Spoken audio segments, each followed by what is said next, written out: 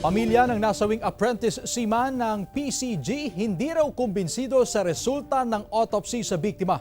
Sundan sa report ni Ivy Hernando. Naiuwi na sa Tabuk City, Kalinga ang mga labi ng 30 anyos na si Mori Caguay, ang Coast Guard apprentice seaman na nalunod sa water search and rescue training sa Kawit, Cavite noong November 16. Bumuhos ang pakikiramay sa burol ni Mori. Sa resulta ng autopsy ni Caguay, kakulangan sa oxygen sa utak dala ng pagkalunod ang sanhi at walang nakitang injury sa ulo o katawan. Pero duda rito ang pamilya. Sa CT scan, brain dead talaga siya. Pero may nakakitaan sa likod, kay in-autopsy, ang result ko pa alam ko ano yon. Yung mga anak ko ang nakakita, parang may raw scratch ito, ewan. Hindi raw kumbinsido ang pamilya dahil physically fit daw si Caguay. Auntie, natapos na yung performance ni Mori.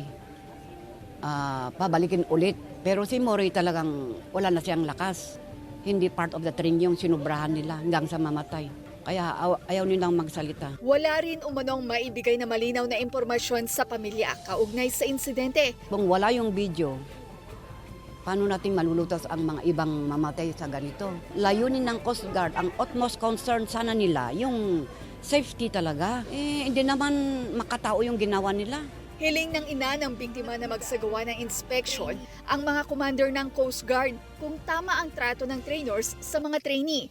Muli rin itong nanawagan sa Pangulo na mapadali ang kaso upang makamit ang hustisya. At sa mga kapwa trainee ni Mori na tumestigo kaugnay sa nangyaring insidente.